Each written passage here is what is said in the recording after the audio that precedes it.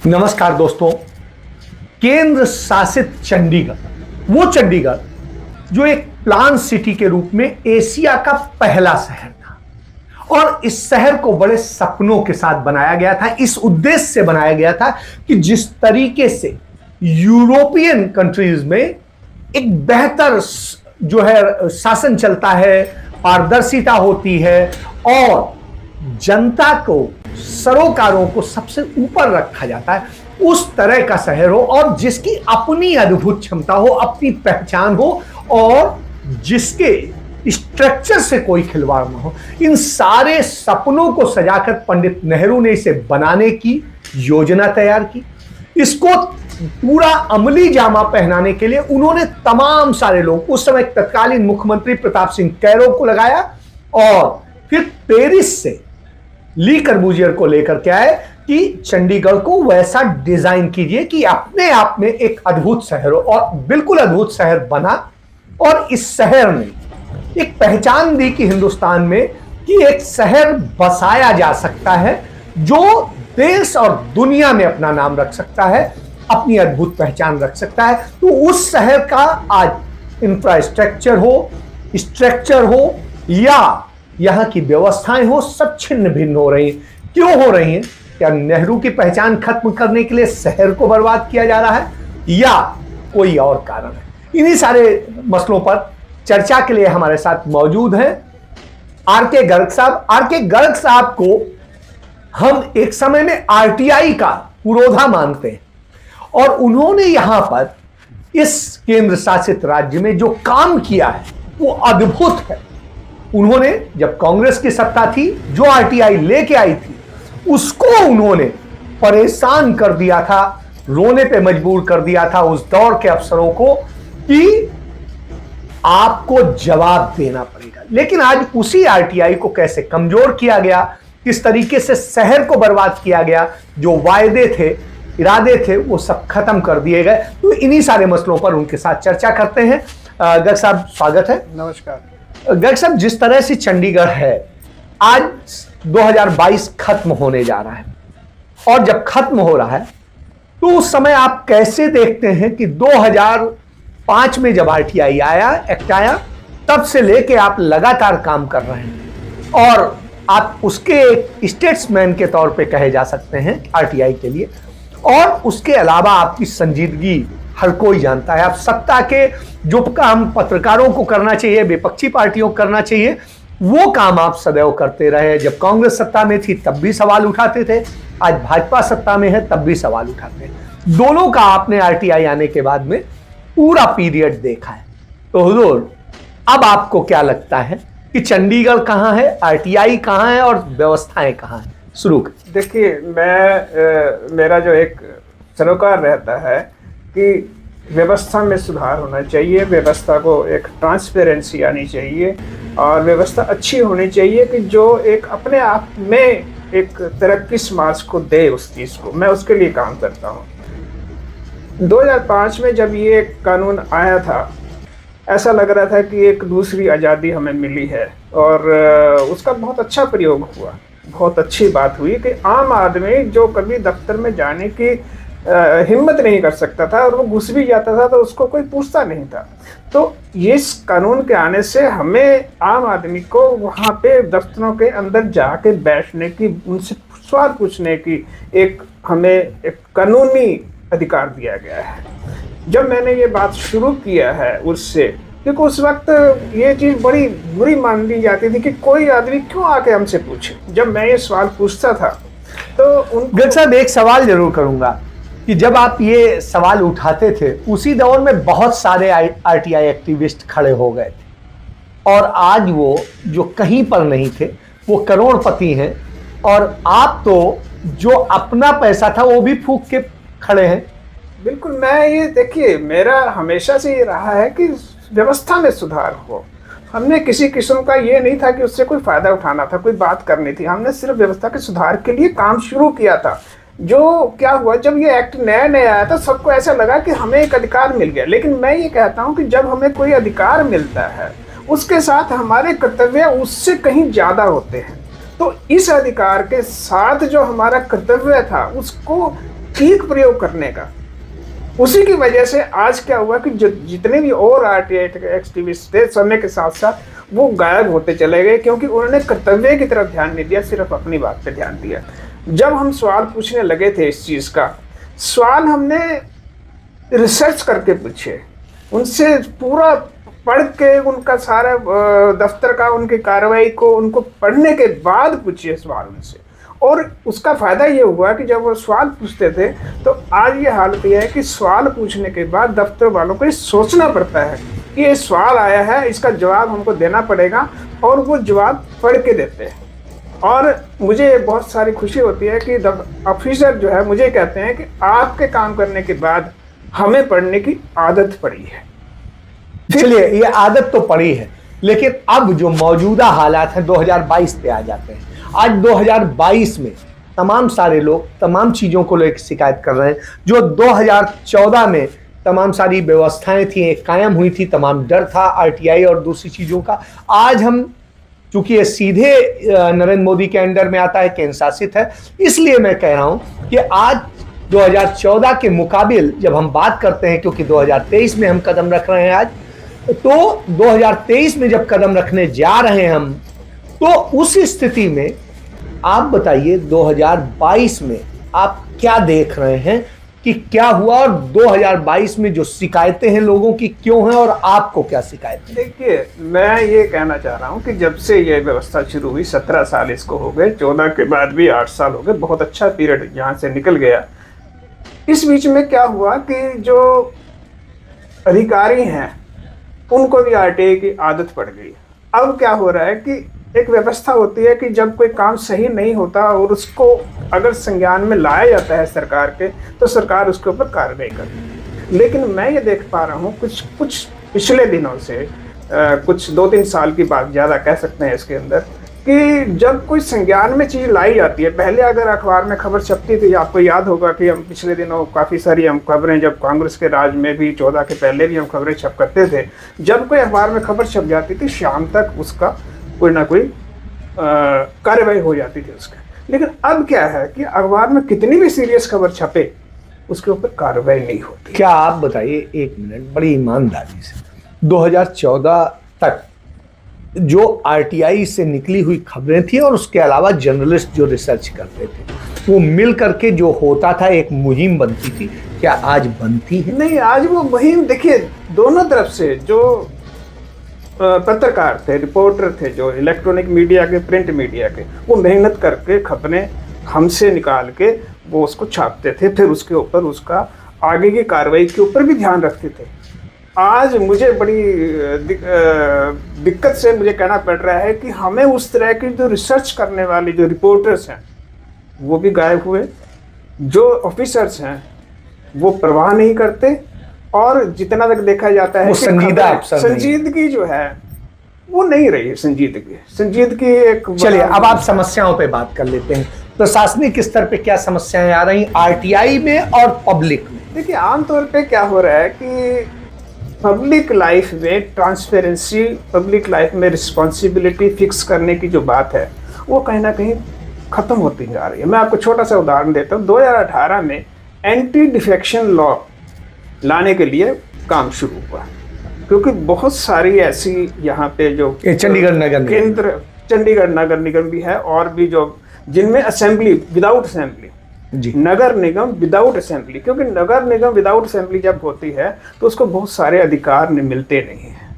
बहुत सारे जो पब्लिक के रिप्रेजेंटेटिव हैं उनकी आवाज़ अनसुनी की जा सकती है, क्योंकि जब असेंबली होगी तो उनके पास अधिकार होते हैं, उनकी बात का अनसुना नहीं किया जाता। लेकिन 4 साल हो गए उस बात पे। वो फाइल ने मेरे पास करीब 1500 पेज की फाइल मैंने ली थी आरटीआई में, उसमें कोई कार्रवाई नहीं हुई, वो रुक गया।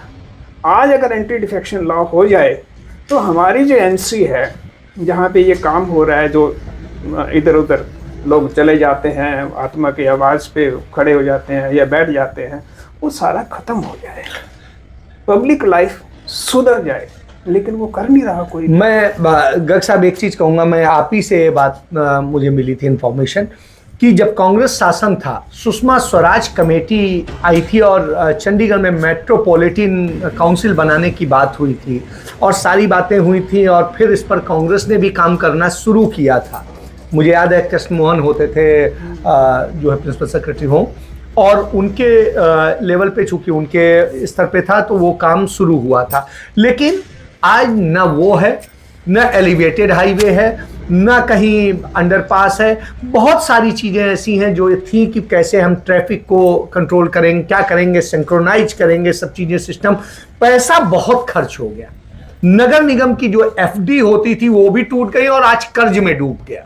पानी तक के लिए कर्ज लेना पड़ रहा है, जबकि हमारी लाइन, हमारा पानी, सब कुछ हमारा, विदेशी कंपनियां ला रहे हैं। बावजूद इसके कर्ज उठा उठा के हो रहा है। लेकिन जो चंडीगढ़ कर्ज फ्री था, एक्सेस वो होता था, रेवेन्यू सरप्लस बजट था, सब कुछ था और सब कुछ स्मूथली चल रहा था और आप लोगों की आरटीआई के भी जवाब मिलते थे।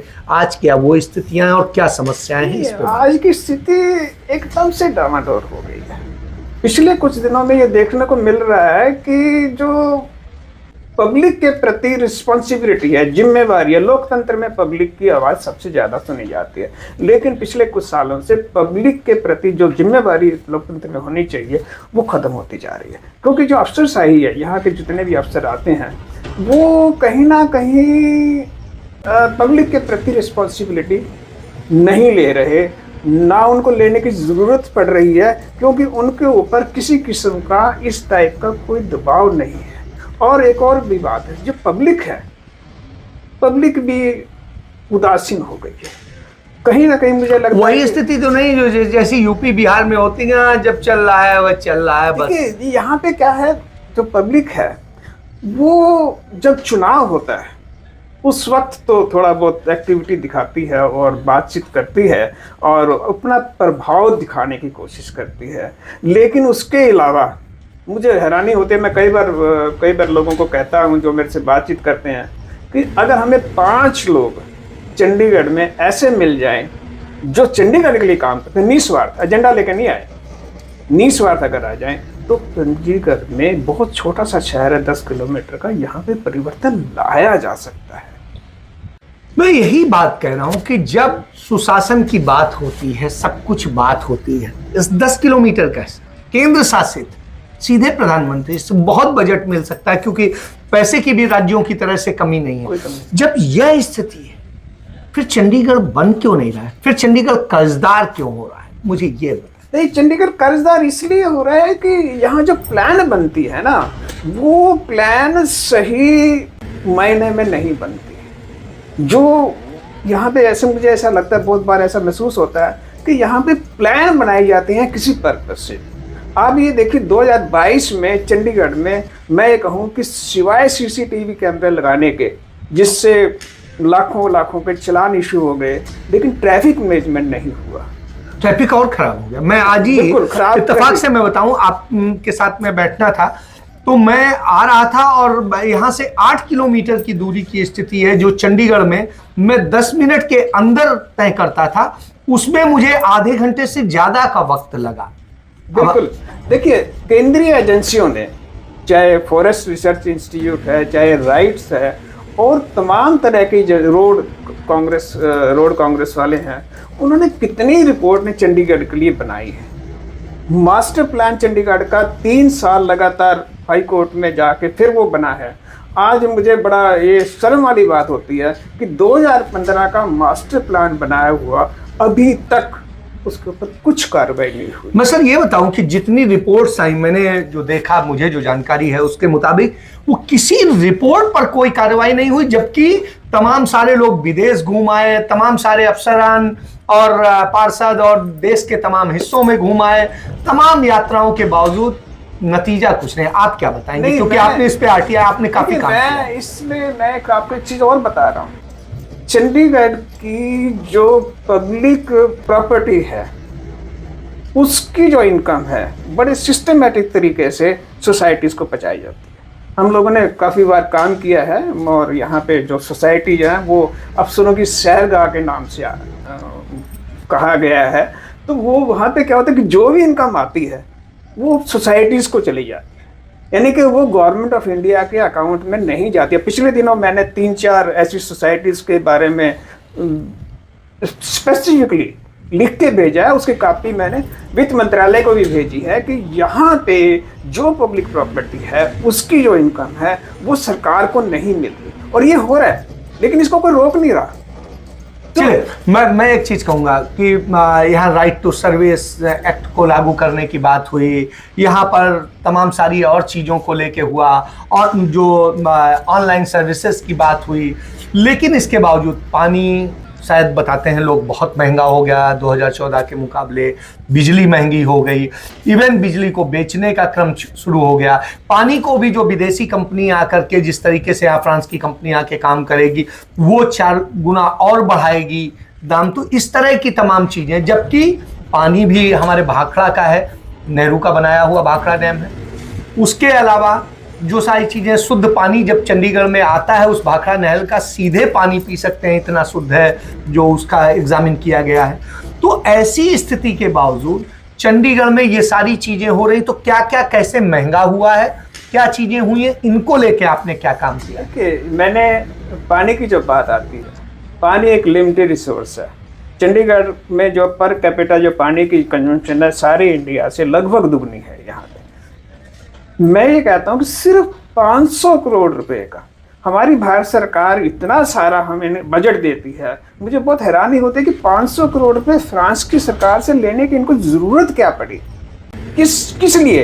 क्योंकि यहाँ के जो ऑफिसर्स हैं अभी भी, और कुछ सालों से ये बात हो रही है, वो एक इमेजिनेटिव प्लान बनाते हैं, उस इमेजिनेटिव प्लान के तहत वो काम करते हैं। अभी इन्होंने कहा कि 2027 तक हम 24 घंटे पानी दे देंगे। सर एक चीज, नगर निगम की 550 करोड़ की जो एफडी हुआ करती थी, आज शायद 550 करोड़ का कर्ज। मैं यही बात कह रहा हूँ आपको कि मुझे वो वक्त याद है चंडीगढ़ का कि जहाँ पे पानी की कोई कमी नहीं होती थी, हमें पूरा दिन पानी मिलता था, सारा कोई कमी नहीं होती थी, बिल्कुल ठीक रहता था। मैंने भी देखा, और कम रेट में।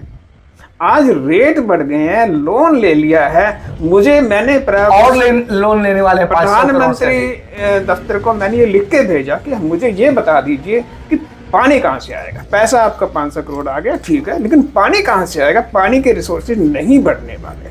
जब पानी ही नहीं मिलेगा तो आप 500 करोड़ खर्चो या 1000 करोड़ खर्चो, तो कहाँ से आप ये खर्चो? किसी को फायदा देने का ही मकसद। ये देखिए, यही मैं बता रहा हूँ आपको। यहाँ पे जितने भी टेंडर होते हैं वो टेंडर अवार्ड करने के बाद वो उस पर नहीं डाले जाते वेबसाइट पे, पता नहीं लगता। सेक्शन 8 का आरटीआई का, सेक्शन 11 का यहाँ पे बिल्कुल मिसयूज हो रहा है। उसकी आड़ में जो भी सूचना है, ट्रांसपेरेंसी है, वो उसको मारा जा रहा है। गर्ग साहब, इसी को लेके जब आपने कहा मारा जा रहा है, तो आप चूंकि संघर्ष करते हैं मुद्दों को लेके, शहर का जो एक आर्किटेक्ट था वो भी लगभग पहले तो चूंकि ली कर्बूजियर के साथ काम किए हुए चीफ आर्किटेक्ट जो है जीवित थे, शर्मा साहब, वो भी काफ़ी संघर्ष करते थे। अब सिर्फ आपके अलावा तो कोई संघर्ष नहीं कर रहा है, तो ऐसी स्थिति में जब आप अकेले आज एकला चलो, जैसे मैंने एक चीज़ लिखी थी अपने अखबार में, राहुल गांधी ने जब भारत जोड़ो यात्रा शुरू करी तो अकेला तो चल अकेला की स्टाइल में, तो आप भी आज चंडीगढ़ में इकलौते व्यक्ति हैं जो अकेले लड़ रहे हैं चंडीगढ़ के लिए। बाकी राजनेता, चलिए विपक्ष के लोग आपसे सहयोग भी मांगते हैं, लेकिन इतना सब करते हैं, आपने आज तक कुछ नहीं लिया किसी से। जिस घर में रहते थे, जैसे रहते थे वैसे तमाम सारे लोग आए, आरटीआई के बूते तमाम कमा लिया, और तमाम जगह उन्होंने कैसे क्या किया पूरा शहर जानता है। वो लोग आज गायब हैं जो कहते थे हम आरटीआई एक्टिविस्ट की, जाने क्या क्या अवार्ड लेते घूमते थे। तो आज आप ये समझिए, जो वो लोग गायब हैं, लेकिन आप लड़ रहे हैं। तो आज चंडीगढ़ का किस तरह से स्ट्रक्चर खराब हुआ है, किस तरीके से आर्किटेक्ट खराब हुआ, किस तरह से व्यवस्थाएं खराब हुई हैं, सड़क पार्क सब कुछ खराब हुए हैं।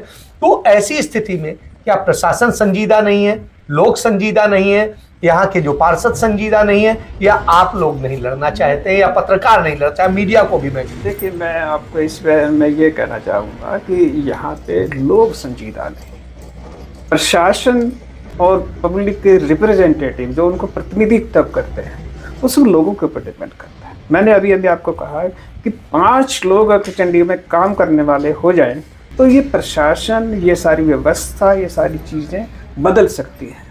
लेकिन यहाँ पे फिर क्या आता है कि कुछ लालच आ जाता है, कुछ चीजें आ जाती हैं। साहब पहले तो होता था ना। नहीं, लेकिन देखिए, मैं ये आपको एक उदाहरण देता हूँ। आजादी के लिए कोई सारी भारत नहीं लड़ा था, कुछ लोग ही लड़े थे, उन्हीं के कारण देश आजाद हुआ, फिर लोगों ने उनका साथ दिया। मैं यहाँ भी यही बात कर रहा हूँ कि कुछ लोग लड़ रहे हैं तो पब्लिक को उनका साथ देना चाहिए, सिर्फ अपनी भलाई के लिए, हमारी भलाई के लिए नहीं। अपना शहर, अपना देश, अपना घर, इसको बचाने के लिए 2022 में हमें एक निर्णय लेना चाहिए, एक घोषणा करनी चाहिए, एक इस बात पे चलना चाहिए कि 2023 में हम इस व्यवस्था को सुधार अपने जीवन का लाना चाहिए। इस व्यवस्था को ईमानदारी से, मेहनत से इसको सुधारने के लिए हम काम करेंगे। ये मेरा रिक्वेस्ट है सबसे, और मीडिया भी अगर हमारे साथ देगा, बहुत सारा साथ देगा। गर्ग साहब आपने बहुत काम किया है, मैं इसीलिए कहता हूँ, बार बार मैं इसलिए कह रहा हूँ क्योंकि मैंने खुद देखा है, 20 साल से मैं खुद आपको देख रहा हूँ। आप छोटी छोटी चीज़ों के लिए लड़ते रहे हैं कि कैसे शहर में ये चीज़ें सही हो, पेड़ तक के लिए लड़ते रहे कि एक एक पेड़ के लिए आपने लड़ाई लड़ी। ये लड़ाई लड़ी है। आज जब उसी तरीके से कहीं पेड़ काटे जाते हैं, कोई नहीं पूछा जाता है। पहले पब्लिक की एक बात को सुना जाता था, आज कुछ भी कर दिया जाता है। और इस स्थिति में तकलीफ होती है, कैसे महसूस करते हैं, क्या लगता है? देखिए, तकलीफ बहुत होती है जब हम देखते हैं कि कुछ काम नहीं होता है या कुछ काम बिगड़ रहा है, और खुले दिल से, दिल खोल के जो क्रिटिक्स हैं, क्रिटिसिज्म में क्रिटिक्स की बात को नहीं सुना जाता। अगर सिर्फ एक अपने जो यस मैन जो होते हैं उनको अगर अपने आसपास बैठाया जाता है, उससे व्यवस्था में सुधार। एक समय गर्ग साहब आपसे आके पत्रकार खुद आते थे और कहते थे, गर्ग साहब ये मुद्दे पे आप काम कर रहे हैं, इस पे हमें वो दीजिए, हम इस पे और रिसर्च करना चाहते हैं, आपके साथ लड़ना चाहते हैं, काम करना चाहते हैं। आज कितने पत्रकार? नहीं, मैं आपके सामने ये बोल सकता हूँ कि ये ऐसे सारे पत्रकार गायब हो गए हैं। मैं बताता हूँ, बहुत सारी खबरें मैं लगभग हफ्ते में 2 या 3 खबरें मैं ज़रूर उनको देता हूँ, लेकिन मुझे बड़ा दुख होता है कि 3 में से भी एक भी खबर छापने वाले बहुत कम लोग रह गए। कुछ लोग कहते हैं कि हमारी नौकरी को खतरा हो जाएगा, कुछ लोग कहते हैं कि ये तो पॉजिटिव न्यूज़ है, कुछ लोग कहते हैं इसमें सेंसेशन क्या है, तो वो करके चंडीगढ़ के बारे में लिखने वाले अखबार आज आधा पेज, 1 पेज रह गया, पहले 6 पेज या 5 पेज। तो गर्ग साहब, मैं आपसे एक प्रॉमिस करता हूं और मैं चाहूँगा कि हमारे दर्शकों को भी और सब चंडीगढ़ वासियों को भी आप बताएं कि मैं ये चाहूँगा कि नए साल में हम लोग चंडीगढ़ की समस्याओं पर सिलसिलेवार चर्चा करें। यदि आप ये करेंगे तो निश्चित रूप से शायद, और मैं आपके साथ खड़े होने को तैयार हूँ। मैं सोचता हूँ कि जैसे राहुल गांधी ने कहा कि एकला चलो, और आप एकला चल रहे हैं, ऑलरेडी पहले से चल रहे हैं, तो ऐसी स्थिति में हम लोग एक लड़ाई लड़ें शहर के लिए, शहर की व्यवस्थाओं के लिए और शहर के लोगों के लिए। भले ही उनको वो हमारा साथ दें या न दें, कोई फर्क नहीं पड़ता, लेकिन लड़ना और वो करना ये वैसी है जैसे 72 लोगों ने मिल करके कांग्रेस पार्टी बनाई थी, देश की आज़ादी की पहले व्यवस्थाओं को लेकर के लड़ी, फिर स्वशासन के लिए लड़ी और फिर पूर्ण स्वराज के लिए लड़ी। तो उसी तरीके से हम लोग भी एक करें। और यदि आप मैं बिल्कुल इस बारे में पॉजिटिव हूँ और लड़ाई लड़ रहा हूँ, और ये साथ, क्योंकि देखिए ये सारा पॉजिटिव काम करने की बात है कि जब अगर साथ होता है तो पब्लिक साथ जरूर आएगी। और 2023 में मुझे लग रहा है कि हम चंडीगढ़ की समस्याओं को इसका बातचीत करके, इसके ऊपर सुधार करके हम एक अच्छा शहर बनाने की तरफ अच्छा योगदान दे सकेंगे। तो चलिए, 26 जनवरी के बाद से, 26 जनवरी गणतंत्र दिवस है, हमारे संविधान का दिवस है, उस पुण्य दिन के बाद से हम लोग शुरू करते हैं, इस पर एक सीरीज रेगुलर शुरू करते हैं। हर सप्ताह चंडीगढ़ पे चर्चा होगी और चंडीगढ़ के लोगों पर होगी, और लोग भी समस्याएं लेके आएंगे तो उन पर भी चर्चा होगी। बिल्कुल, आपका बहुत बहुत धन्यवाद। आपने ये चीज़ को साथ देने के लिए आप आ गए, और चंडीगढ़ के भलाई के लिए आपने हमेशा काम किया है। आप धन्यवाद। नमस्कार।